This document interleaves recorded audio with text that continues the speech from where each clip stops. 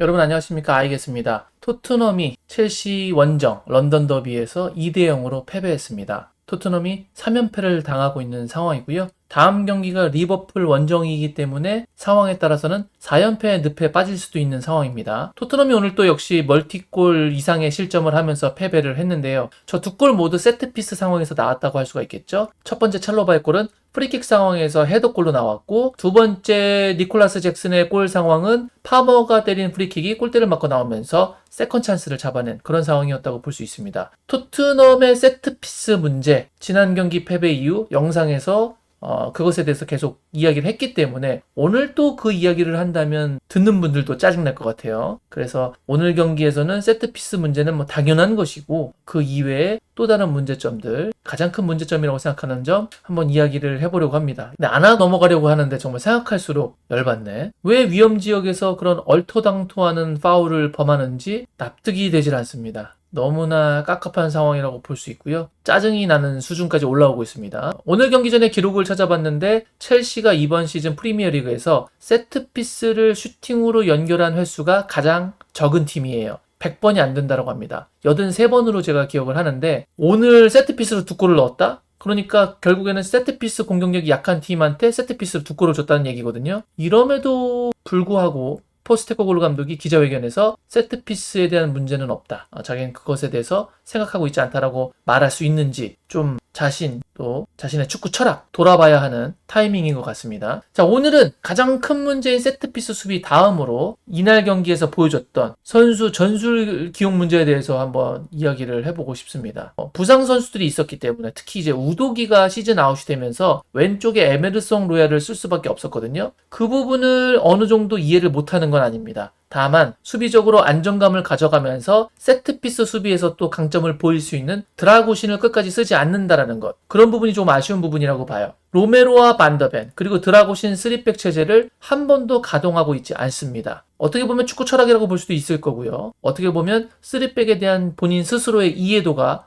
떨어져서라고 볼 수도 있겠죠. 본인의 축구 철학이 그렇다라고 한다면 상황에 따라서 변통할 수 있는, 또 변화를 줄 수 있는 유연성이 떨어진다라고 볼 수 있고요. 3백에 대한 자신이 없는 것이라면 감독으로서의 능력이 부족한 거라고 볼 수 있겠죠. 오늘 에메르송 로얄이 사실 측면에서 탈탈 털렸습니다. 너무나도 부족한 자원이라고 볼 수 있는데, 우도기가 빠졌을 때 벤 데이비스가 두 번째 카드로 나서고 있고요. 그 다음 세 번째 카드가 로얄이거든요. 두 번째 카드가 아니라 세 번째 선수까지 써야 되는 지경이라면 그것에 대한 대비책을 시즌 중반이라도 연습을 좀 했어야 된다라고 봐요. 지금 이렇게 중요한 강팀과의 연전을 앞두고 있는데 전혀 수비적으로 대응이 되고 있지 않습니다. 너무 깝깝한 상황이라고 볼 수 있고, 그런데 오늘 가장 실망스러웠던 부분은 사실 어떻게 보면 로얄을 집어넣은 건 보수적인 선택이라고 볼 수가 있거든요. 그런데 후반 교체 78분에 힐을 집어넣은 것, 저는 이 부분을 가장 납득하기가 어렵습니다. 프리미어리그에서 거의 활약을 보여준 적이 없는, 지금 기억도 거의 잘 안 나는 힐을 첼시전에 2대 0으로 지고 있는 상황에서 집어넣는다? 이거는 정말 납득하기 어려운 것 같아요.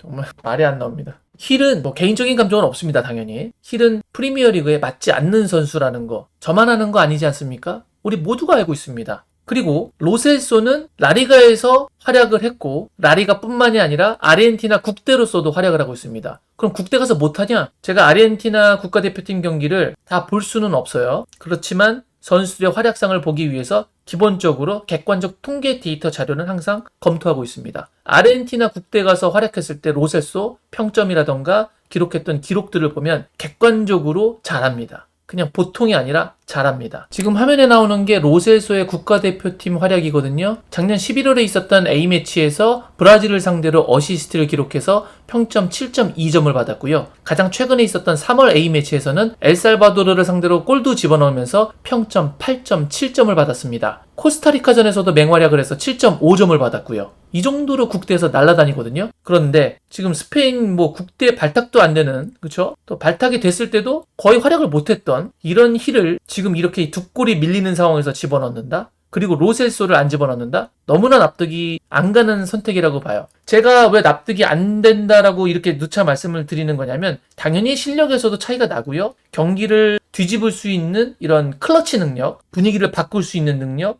공격 포인트를 생산할 수 있는 능력, 모든 면에서 차이가 납니다. 납득이 안 가는 1차적 문제고요. 2차적 문제는 뭐냐? 그럼 우리가 이렇게 생각을 접근할 수 있겠죠? 야, 로셀소 왜 안 쓰지? 어차피 다음 시즌에 내보낼 애니까. 그러니까 그냥 기회를 안 주는 건가? 라고 생각도 해봤어요. 그런데 그 생각도 힐을 넣으면서 틀렸다라는 게 증명이 됐습니다. 힐도 내보내야 되는 선수예요. 그러니까 힐을 78분에 넣었다라는 건 정말 저로서는 도저히 이해가 안 가는 겁니다. 야, 어차피 힐도 내보낼 선수인데 그럼 쟤를 잃을 바에는 로세소 내보낸다고 하더라도 로세소를 넣는 게 낫잖아. 이렇게 생각을 할 수가 있거든요. 그래서 78분에 힐을 넣는 순간 그럼 내보낼 애라서 안 쓰는 건 아니구나 라는 생각을 했거든요. 그럼 로세소하고 분명히 뭔가 감독하고 안 좋거나 로세소하고 뭔가 팀적으로 문제가 있구나 라는 생각을 해볼 수가 있어요. 그런데 그렇게 생각해도 또 말이 안 되는 게 그럼 아예 넣지를 말아야죠. 마치 터나우 감독이 산초를 안 넣는 것처럼. 그런데 또 86분, 지난 경기 때 88분이었나요? 아스날전에 또 넣습니다. 안 쓸 선수는 또 아니란 얘기예요. 뭐 하자는 거죠? 아예 안 쓸 거면 배제를 시키든가. 그렇죠? 근데 그것도 아닌데 쓰긴 써. 그런데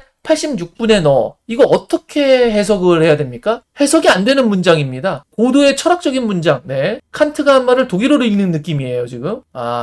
굉장히 어려운 상황이라고 볼 수 있고요. 이 교체가 오늘 경기 중에서 가장 납득이 안 되는 상황이었다라고 생각을 합니다. 지금 이 화면을 보시죠. 양팀 선수들 중에서 평점이 가장 높은 상위 3명에 대한 기록입니다. 토트넘을 보시면 반더벤과 로셀소가 7.3점으로 1, 2등을 하고 있어요. 그리고 손흥민 선수가 7.2점으로 3등이죠. 로셀소 88분에 들어갔습니다. 그런데 7.3점까지 만들었어요. 이런 선수를 조금 더 일찍 투입했더라면 토트넘이 분명 골을 만들어낼 수 있는 가능성이 높아지거든요. 그런데 그 시간대에 이렇게 능력이 좋은 로셀소를 넣지 않고 힐을 넣었냐는 겁니다. 포스테코글루 감독. 정말 납득이 안 됩니다. 지금 보시는 거는 경기의 위협도를 나타내는 그래프인데요. 보시면 아시겠지만 전반전에는 첼시 그래프가 위쪽으로 초록색이 많이 솟아 있습니다. 첼시가 거의 경기를 주도를 했어요. 그러면서 세트피스 상황에서 이제 실점이 있었던 거고. 그런데 전반전 말미에 토트넘이 조금 공격을 하기 시작했습니다. 그래서 후반전에는 좀 따라잡을 수도 있지 않을까라는 기대를 했고요. 그 예상대로 후반전에 토트넘이 주도를 했습니다. 근데 문제는 이 주도하는 곳에서 결국 골을 만들어내지 못했다라는 거예요. 여기서 조금 더 강력한 변화를 좀 가져갔었어야 되는 게 아닌가 싶고, 또 세트피스 상황으로 인해서 쿨루셉스키였죠? 골대 정면에서 위험한 찬스를 주면서 또 두 번째 골이 실점이 됐는데, 여기에서 극적인 반전을 이뤄낼 수 있는 가능성이 있는 선수를 넣지 않고 극적인 반전을 제 기억상으로는 한 번도 만들어낸 적이 없던 선수를 집어넣는다라는 건 다음 시즌을 대비한 포석이라고 보기도 사실 어렵습니다. 팀을 전체적으로 다운시키는 최악의 판단이었다라고 봐요. 포스테코글루 감독이 가장 실망스러운 선택을 한 순간이었다. 그전에도 많은 답답한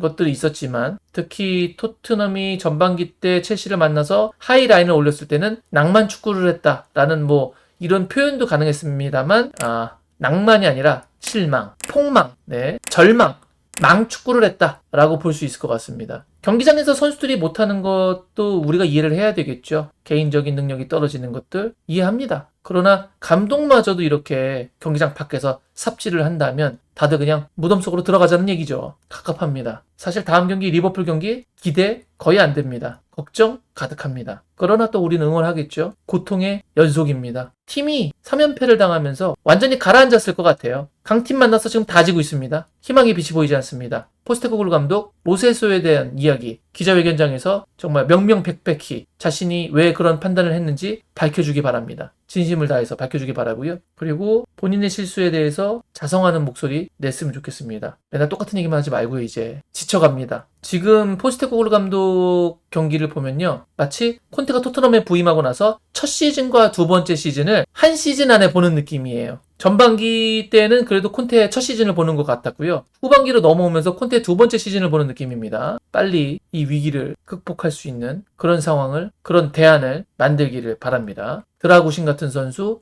로세소 같은 선수 활용하는 방법 찾아내야 됩니다. 에메르송 로얄 힐 아닙니다. 이건 아니죠. 아닌 건 아니라고 말해야 되지 않겠습니까? 아닙니다. 자, 많은 분들이 답답하셨을 텐데 오늘은 세트피스에 대한 이야기 중복해서 하는 건 좀 피곤하니까 선수 기용에 대해서 이야기를 해봤고요. 문제 많습니다. 그 이외에도 문제 많아요. 그러나 가장 실망스러웠던 8분에 힐을 투입했던 그 결정적인 실수에 대해서 짚어봤습니다. 갑갑합니다. 어쨌든 뭐 그래도 끝까지 응원해야 되겠죠? 자, 오늘 이야기 여기서 마무리 짓도록 하겠습니다. 혈압 오르시는 분들 부디 기분 푸시고 다음 경기에서 만나 뵙기를 부탁드리도록 하겠습니다. 자, 오늘 영상 마음에 드셨다면 구독, 좋아요 이런 말 하지도 못하겠습니다, 지금. 네. 안 누르셔도 됩니다. 감사합니다. 마무리 짓겠습니다. 역시 대단하십니다. 역시 I guess.